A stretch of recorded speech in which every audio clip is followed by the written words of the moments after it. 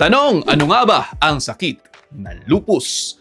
Isang minuto lamang po ito. Kung gusto po ng mas mahabang paliwanag, siguro gagawa ko na lamang ito ng long form sa mga banda-bandariyang panahon. Pero simply put, ang lupus po ay short term lamang ng systemic lupus erythematosus. Isa itong autoimmune disease, ibig sabihin inaatake ng sariling immune system ang sariling katawan. Hindi pa klaro ang dahilan nito pero linked ito sa genes, sa environment, sa hormones at pwede rin po sa ilang klase ng gamot. Mas common sa mga babae kaysa sa mga lalaki at pwedeng mangyari at any age. Characteristic symptom nito ang tinatawag na butterfly rash o rashes sa areang ito ng mukha dahil po ito ay exposed sa araw.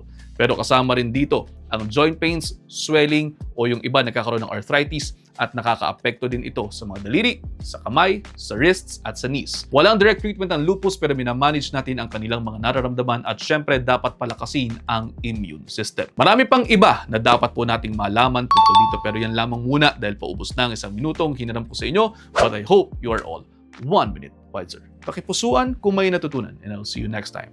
Ingat!